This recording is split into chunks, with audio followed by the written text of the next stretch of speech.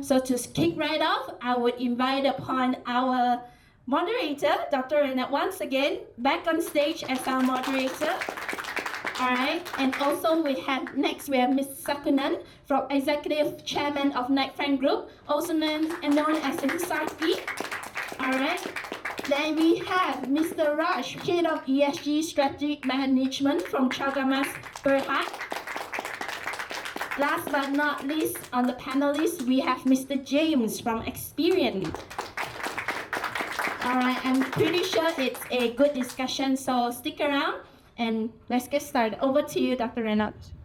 Thank you very much. I think maybe we'll start off by thanking, of course, IGB once again for inviting this distinguished group of panelists.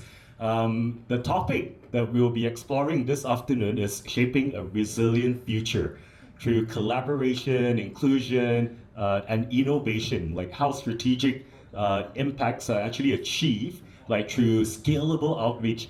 And joining us, of course, today, as what Suzanne had already introduced, we have Mr. Sarkunan, the Executive Chairman of Knight Frank Group, Raj, the Head of ESG from Cagamas Berhad, and of course James, a Senior Partner at Experian Malaysia. You can quite clearly see that all of them come from actually different sectors, not just within the property, but also the financial services group. Maybe to kick things off, straight away, let's deep dive into maybe how some of these organizations are looking at sustainability, as one of the core key areas within their organization. And also, if we may hear from them, how did they actually get started in this space? What really triggered it? Maybe Mr. Sarkunan, will start from yourself. Thank you. Our journey in ESG started about maybe 5 years ago. You see, we were doing work for a lot of multinationals, especially like Shell. And my good friend there, who basically runs the real estate for Shell, said, Saki, have you heard about ESG? And it's becoming very important that even pitches and RFPs you may not qualify if your firm does not have a clear ESG roadmap and even verification. So then that's when I started Googling and finding out what is ESG. We all know about green buildings, we know about greening and all that. Then when that's when I started researching, attending seminars, conferences, and then realized how important is it for your organization to get a good roadmap and gather data and actually lead up to verification. So we started off, and I was lucky because one of my building managers had a lot of passion for ESG, and I promoted him and made him the head of ESG. And we journeyed on. And of course, I read in the papers and also social media, there's a lot of firms providing ESG consultancy and all that, but they themselves did not go through the journey. I said, if we want to do something, we should ourselves have our own plan. So we started collecting the data.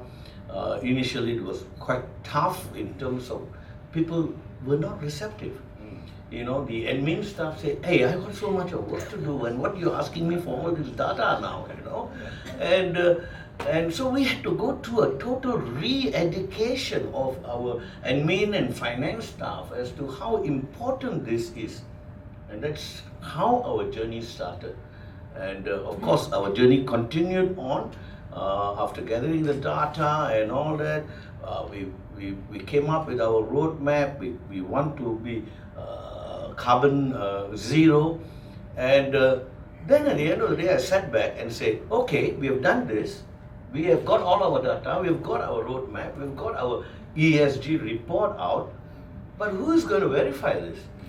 So at the end, verify the data that we are putting out, So it ended up, when I went to of course, the big fours and all that, the fees were so high. And luckily we discovered Siri. CRIM actually do ESG verification. So we got ourselves verified, and as of today, we have launched ourselves into ESG consulting, working very closely with actually AEC, who are here, Yeah, oh, that's very wonderful to hear. So it's obviously been a long, progressive journey, and you started somewhere because also looking at pressures. Now, maybe we can hear a little bit from Raj, from Cagamas. Like, what was the journey like? Like, how did you all get started into it?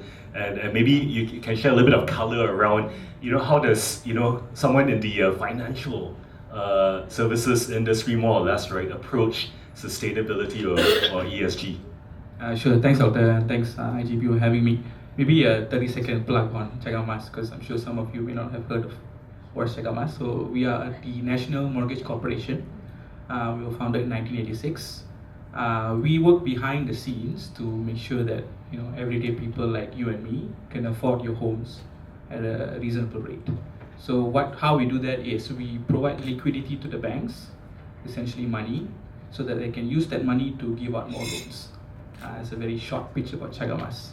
I joined a year ago, but having been in this company for a year, I realized that our ESG journey actually started from the beginning, because we are in this business of housing, and that is a very the S component is a very big part of what we do. Like we have this mandate of giving out of ensuring housing is affordable. So to put it bluntly, we've been in this journey, ESG journey, since the very beginning. What we do is we try to focus on the affordable housing sector. Currently it's 300K and above, below. So we try to focus on the sector to make sure first-time home buyers have access to homes. So, for example, one of the schemes that we have, we call it the First Home Guarantee Program. We work with the banks so that borrowers who otherwise may not qualify for a loan can get the loan, because we protect the bank in case the borrower defaults. So through this scheme, we've helped over 100,000 people afford their first homes. So we've done this for a while, but over the past 5 years or so, we've made a more conscious effort to have a structured ESG roadmap, framework, stuff like that. So for example, we have our ESG sustainability framework, our Cagamas sustainability framework, and then we have our Cagamas financing framework, ESG financing framework, where we specify if we issue a green bond or sustainable bond, how do we use the money from those bonds? It can only be invested in sustainable assets. And then very recently, we did our GHG baselining and also our net zero roadmap.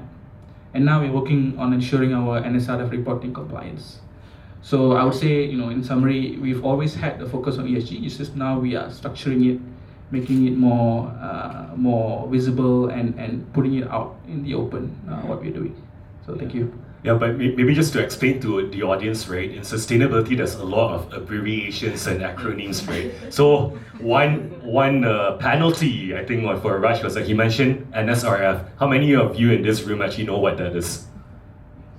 Yo, I see only... I was just talking to the gentleman. Yeah, like one of the... Okay, so NSRF is our National Sustainability Reporting Framework. So if you have been paying attention to the ESG reporting landscape, there are different tiers of company, right? Like tier 1, if you have a market cap of 2 billion, there's a series of reporting requirements and compliance that you need to adhere to. Okay, but what about James, like from Experian? I mean, quite clearly it's a credit rating agency, but let's tell us a little bit more about your sustainability journey. Okay, afternoon everyone. I'm James from Experian. So just a quick intro about what is Experian doing, right? So globally, we are a data and IT company. So the ESG, when we are coming to this piece, right, this topic, right, it is so natural in blood.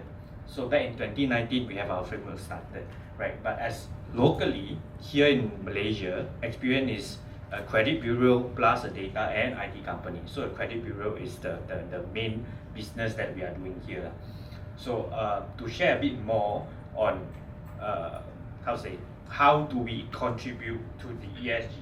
I mean, globally, we are doing our aim is to have a financial inclusion, like just what Raj mentioned, right? Or the green bonds and all that. We are part of the subset to it, but I'll leave it to later so that we can have a more meaningful conversations. Great. Maybe I want to deep dive a little bit more because I know Raj and Mr. Sarkunan mentioned that both of them have roadmaps, right, in their organization.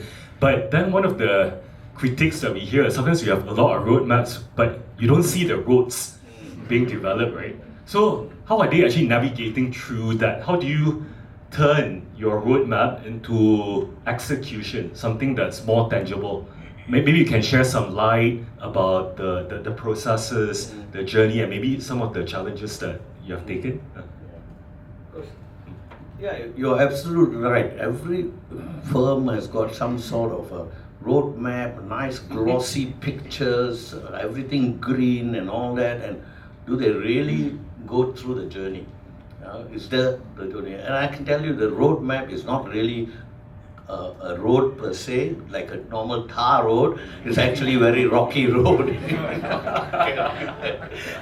So, the first of all is education. Like I said earlier, to educate my people the importance of ESG. I think that was the first journey in itself. Yeah. The second was, like I said, gathering the data. And as we were gathering the data, even as we carry on, we find that there's a lot of manual work involved. And so what we have now done is we have actually got ourselves, we said there must be some AI or some sort of program that can actually collate this data without too much of human input, which can have a lot of errors. And so we actually found a program called Pantas, which is a locally grown company with actually a AI software that can actually read our electricity.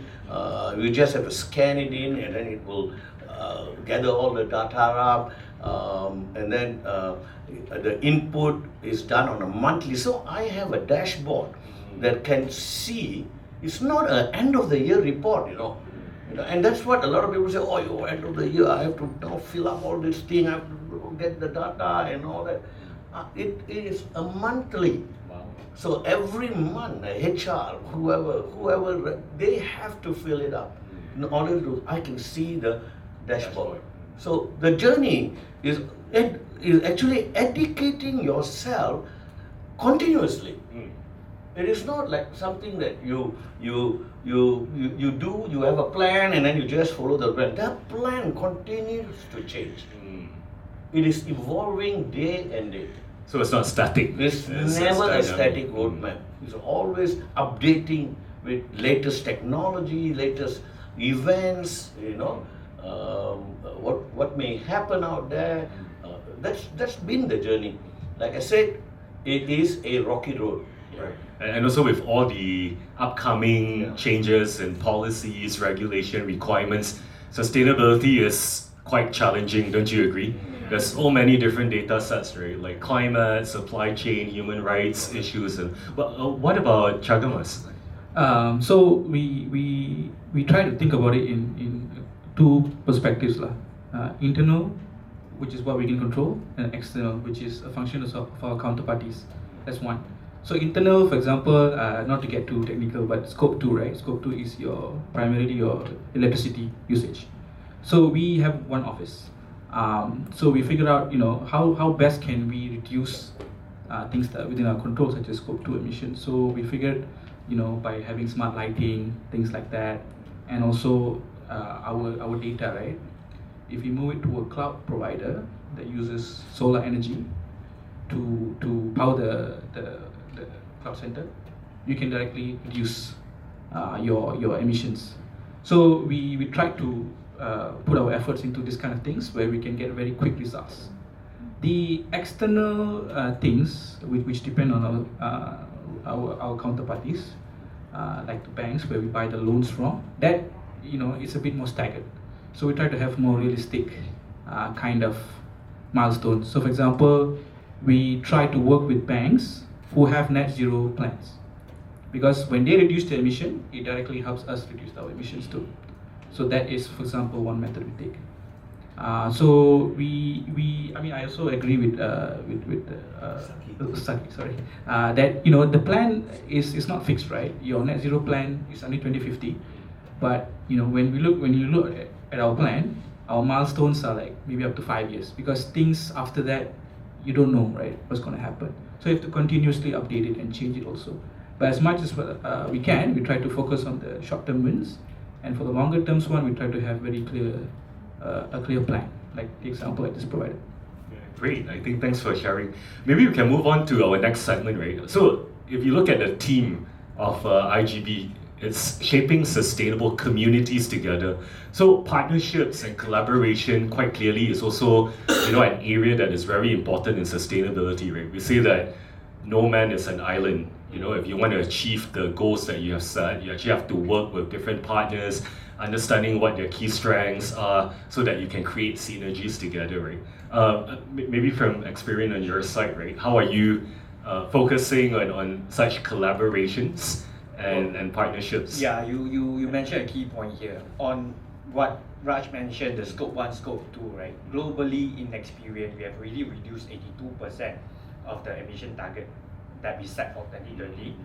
That is, we set it in 2019 and really achieved that in 2025 September. So that is per the latest report of it. But that 82% reduction, right, is only part of our, like the scope 1 and scope 2.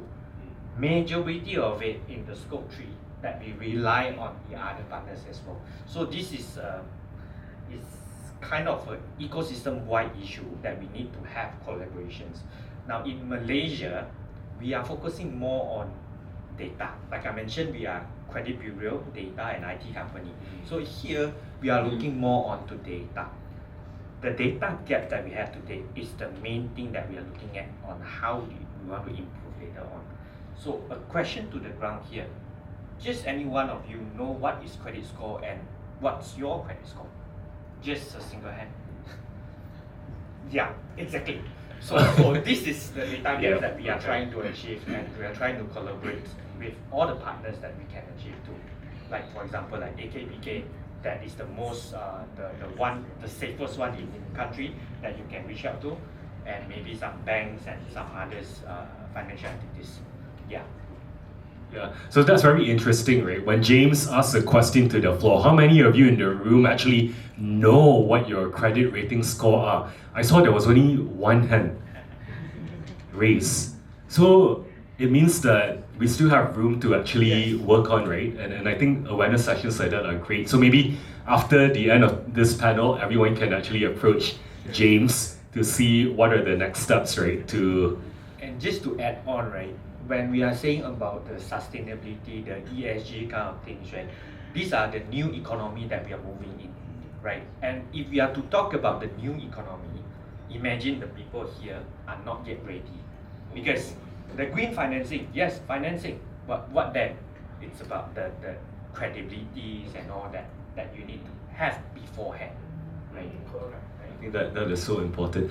Maybe Raj, on your side, right, can share a little bit about what are some of the partnerships, collaborations that you find impactful, right, through Cagamas? So Cagamas, we are a quasi-public entity. We are 20% owned by the central bank, which basically means that we do have some public sort of mandate, right? So there are some partnerships that we feel should be getting a lot of attention to make a real difference in this space. One is what we're trying to do with the government. We are one of the parties that works with the government through KPKT, the Housing Ministry, to come up with standards of what is a sustainable home, for example. So this is something that is ongoing. I can't reveal too much about it. But if you think about it, right, there's a lot of things we can do on the ground. But ultimately, right, if you go to a developer and you tell them, do this, the first thing they'll ask you is it mandatory? Does the government require me to do it? If I don't do it, what happens? So a lot of times, it's the tone from the top. So we're trying to work with the government to come up with a set of standards for example, of what is a sustainable home.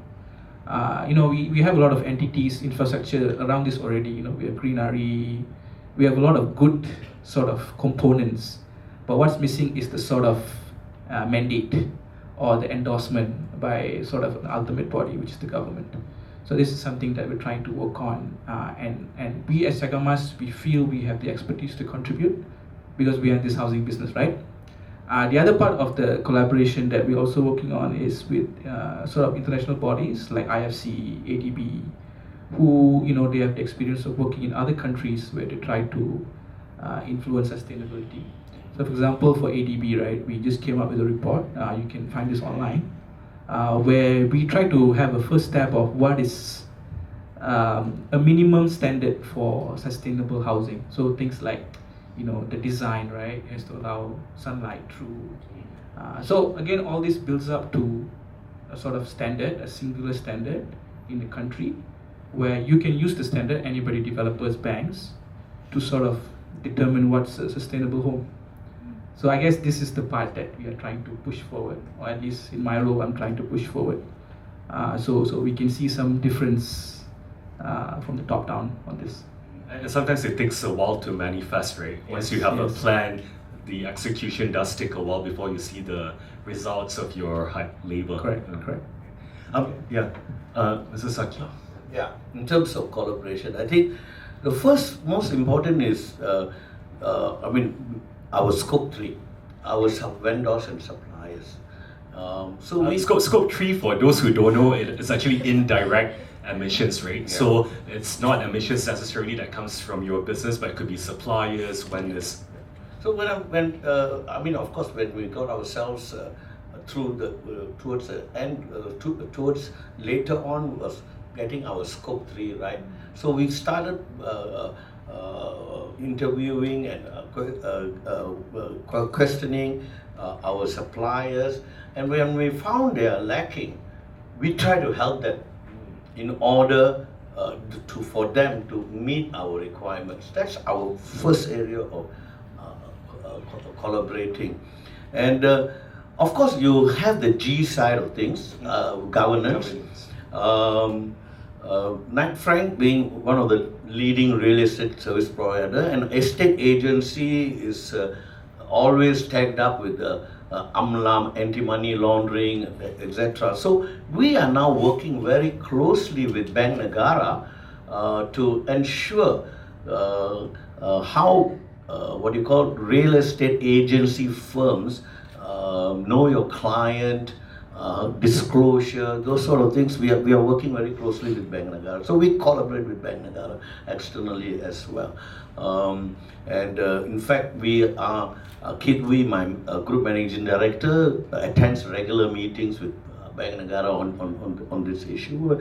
When it comes to the social side, we decided we work with other organizations like Rotary. I myself am a Rotarian, so I work closely with the Rotary Club to see needs of the public, social. What are the needs? What can we do? Recently, we also worked with one of our clients, BRDB, who owns a home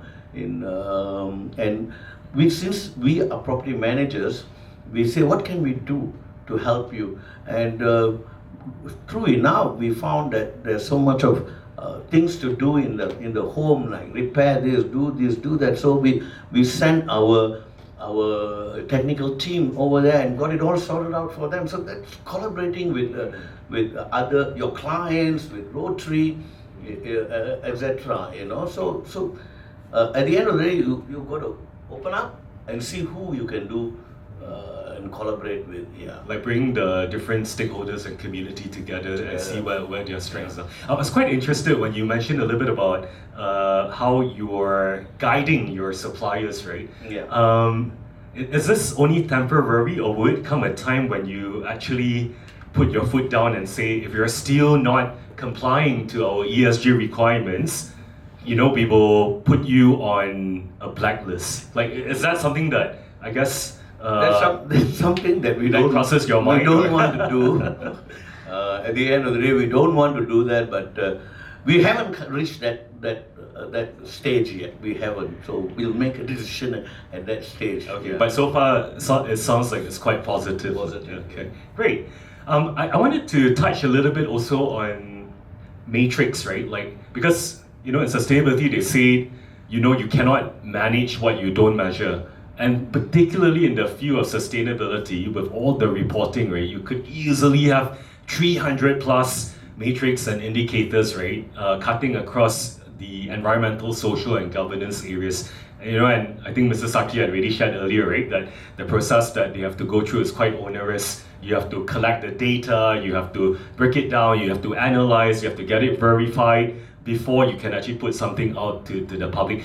Maybe I'm interested to understand a little bit from our three panelists here, right? What is the current process that you have taken? And also, do you consider it effective? How do you ensure that there's effectiveness in some of the data that you have collected? Maybe I share first. Oh, sure. Yeah. So we have a few branches, KK, Sarawak, Penang, Johor. We found that one of the things that they are supposed to put in those datas and whatever, and they really didn't know how to do it. So actually my ESG team is on a road show between all my branches to actually educate them and teach them how to do this, teach them the importance of that. So that is one thing. The second thing, I saw how tedious, like I said earlier, how tedious it was. Why not we use AI software? And that's a way to make sure that the data is collected on time and real time. So using my dashboard, I can know real time what's really happening. Do a correction immediately rather than end of the year, alamak, I have to go and address this. Recently, we also have, just to let you know, town halls where questions are raised under social questions are raised by staff. We actually don't know who raises it. It's anonymous. So that gives them the opportunity to say what they want to say, and we can, as an organization, improve ourselves. So yeah. So it's like a whistle-blowing channel. Yeah, we also have a whistleblowing. That's different. Whistleblowing is more for public. If there's any issues with our building managers or whatnot, they can blow the whistle, and it will come up to us for me and Keith to have a look and address the issue. But this, we are talking about our own colleagues, what they want to bring up. Okay, like ideas, innovation that they have, right? Yeah. Okay, great. Yeah. And Raj? Yeah, so I think from like data, like for example, like emission data perspective, I think we, in a way, Cagamas is a bit lucky because we deal primarily with banks, and because banks are regulated entities, right? So they have a decent standard of reporting. But for example, we also have faced some difficulties when we did our GHG baselining, right? So some of the properties that we have on our balance sheet, these are from the 80s or 70s. So we do not know like what's the condition, whether they are terrace house or condo, because that will affect what kind of emissions that they emit, right? So we had to be creative, right? We had to assume certain things. We had to assume, we try to find out more information about them through the counterparties, and where we can't, then we have to use some assumptions lah. But generally, in terms of data, we are quite lucky because of our position. But I think the more important question is like annually, right? You have to reset your I mean, you have to recalculate your emissions and the process that goes through it and the verification. I think that's the one that we are thinking of in terms of the next challenges, right? Like how, like my team is very small. It's only 3 of us. Cagamas is a 50 billion, 400 million profit company, but it's only 3 of us. So how do we make it more efficient? So I think you're mentioning AI, use of AI. So we have to look into those things, and at some point perhaps get external certification, right? On the Serum is very cheap. Yeah, I have to look into Serum now now that you mentioned it. So I think this will be the next sort of in the challenges in the horizon for me and my team. Like renewing it, refreshing it, and ensuring that a third party sort of can attest to it. Sure. And on experience side? Yeah, so from experience side, right, like what Raj mentioned, your parent entity, the BNM, is actually the one that we go to the most, because according to their reports, right, 1 out of 3 of Malaysian knows their financial under statuses. So mean to say that 2 of 3, 75%, nearly 70%, don't know your financial status. This is what I mentioned earlier on, the data gap, right? When I asked what is your credit score, do you know what is your credit score? None of you, okay, maybe 1 or 2, raise your hand, right? So this is the piece whereby when we have all the experts on the data emission, the carbon emission side, the housing side, the property side, they are doing their own part on that piece. We need to do our own part here. We need to bring our people to be ready to embrace all this. So to begin with that, so let me make you understand that concept, right? The data gap here, if it's when you do not know your credit score, it's as if you do not know your own health, right? When you do not know your own health, you want to buy your medical insurance, you want to buy a life insurance, you are not coming into that awareness. Same like the credit statuses, right? You only go to people like you get the property loan when you want to buy a property, but are you financially fit to get that housing loans? So this is a question that none of us will ask ourselves if there is no guidance provided, right? So that is our duty here, our challenges here, to make people aware.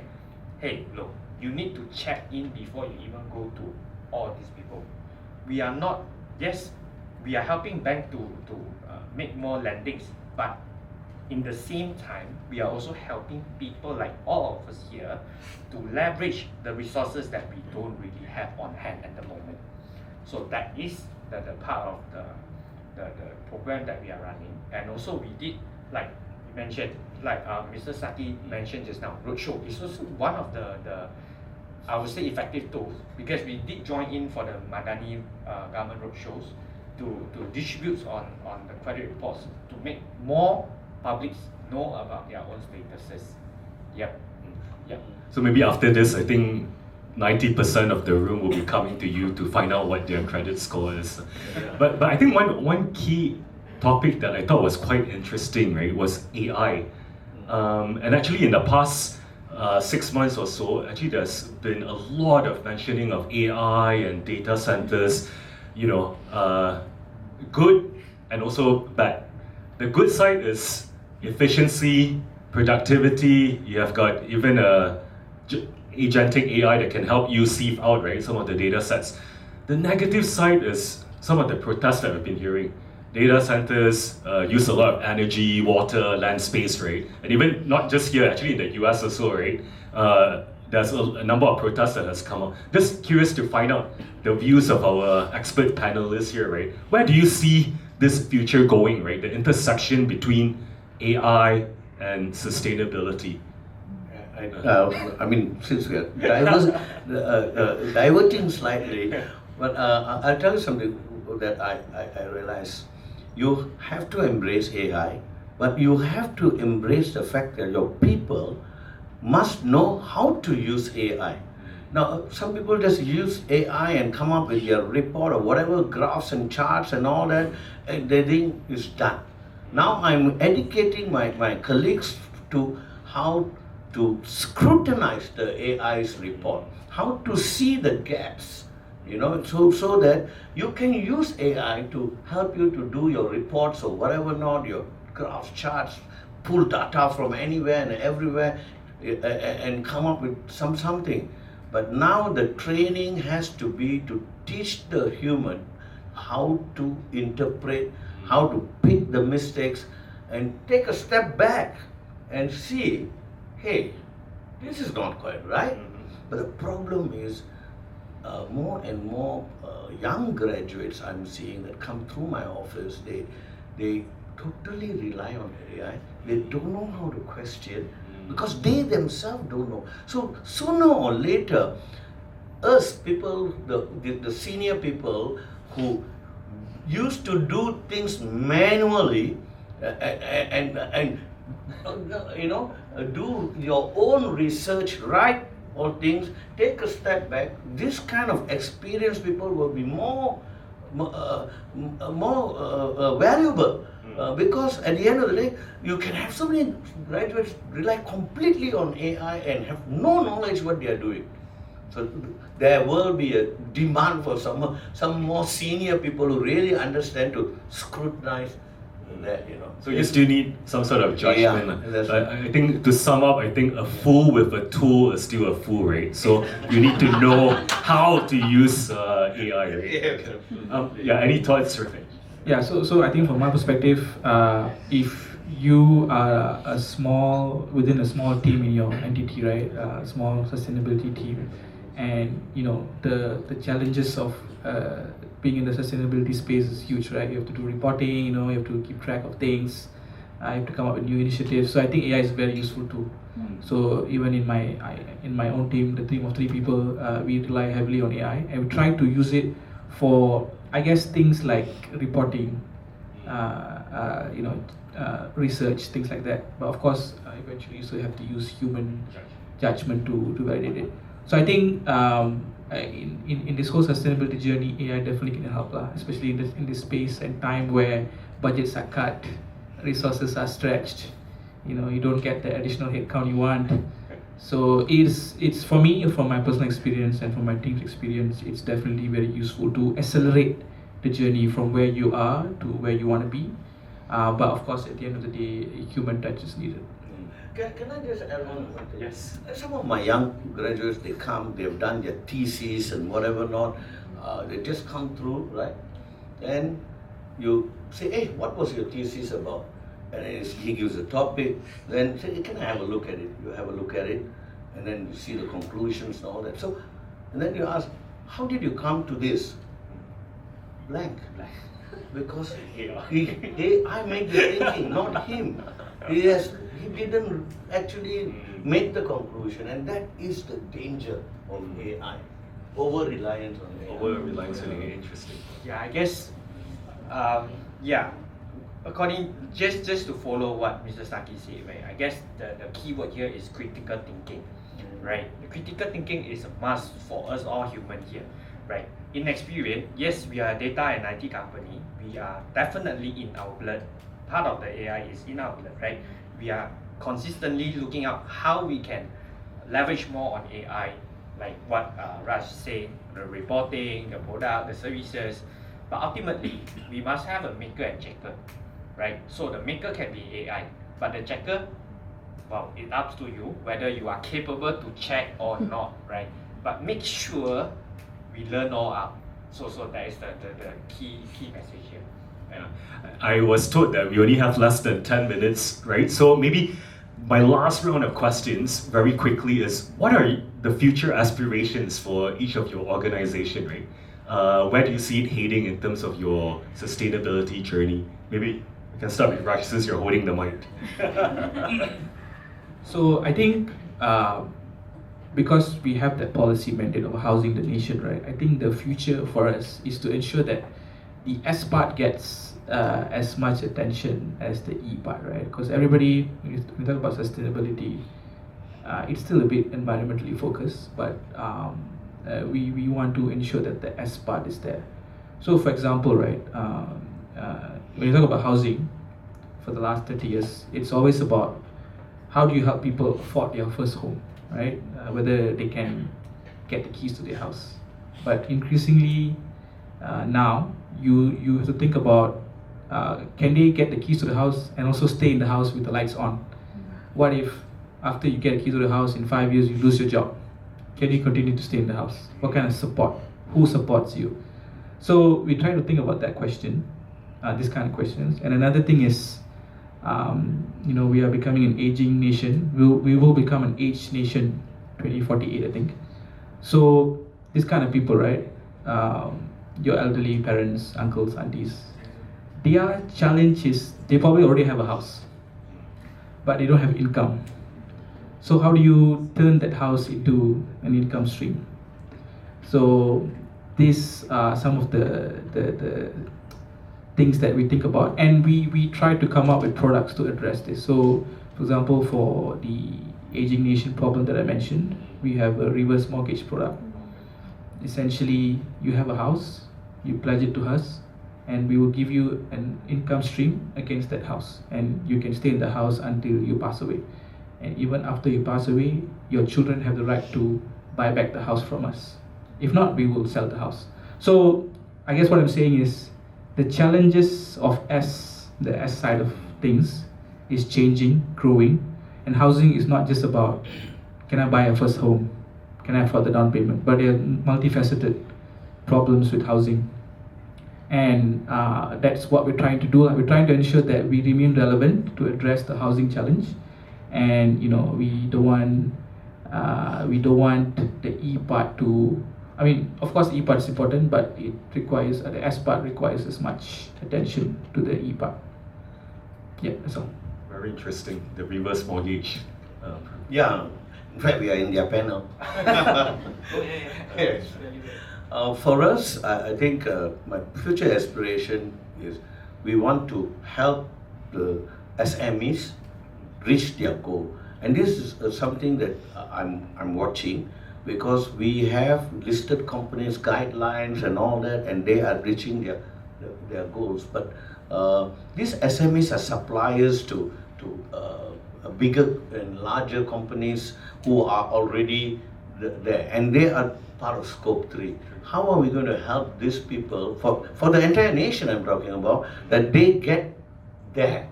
Because that group is being left behind. Why? Exorbitant fee charges to get their roadmap done, to get them going. So that's why we launched ourselves into ESG consulting.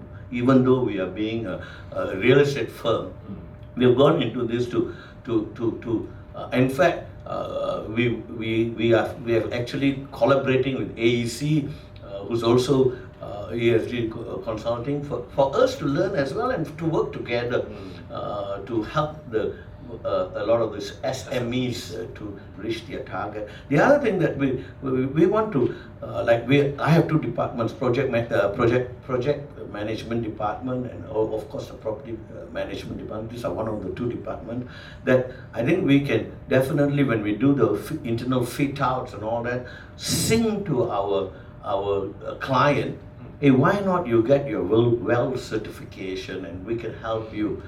In fact, we are going to get ours, thanks to AEC, they're going to help us to get our well certification for our internal office. Yeah, so we can help. We can try to promote that. We can try to promote ESG to the buildings that we manage. So that's the game plan for us. Yeah, wonderful. SMEs are backbone, 70% of our nation, right? So important work there. Yeah. So from Experian, just to add one more final note, they have mentioned the SMEs, the E and the S. For the G side, governance, we are no issue on that, ISO certified and everything. What I want to add for the end note today here is that human is also part of the environment. And that is why social is definitely our main focus here. Again, if the floor 90% of you do not know about the credit scores, right? Imagine the gig worker out there. They don't even have a proper financial footprint. So our aspiration in Experian here is actually to look out for alternative scores that will enable them into the system and then to leverage the resources from the banks to have a better life. And that's all from my side. Yeah, wonderful. So we have heard from all three speakers. I know we have 3 minutes left. I just want to check the room to see if there are any questions from anyone. Oh, yes. Maybe we can take, one. I have a question. They can hear you? I think we can hear you. Oh, good. All right. Okay. Great. No worries. Oh. No worries. Got you. Right. Thank you. Thanks everyone for participating, and thank you for the panelists. I'm Irene. Okay, the head of IGB Commercial. Just one quick question. For the panelists. As the cost of doing business is getting higher, I mean, this is something that I'm actually also very concerned of, that that investments in terms of maintaining a ESG roadmap going towards the the decades. Is there some sort of allocation in terms of a budget, from each of your enterprises to design the framework towards the completing the roadmap, as well as adopting AI as part of the sustainability journey?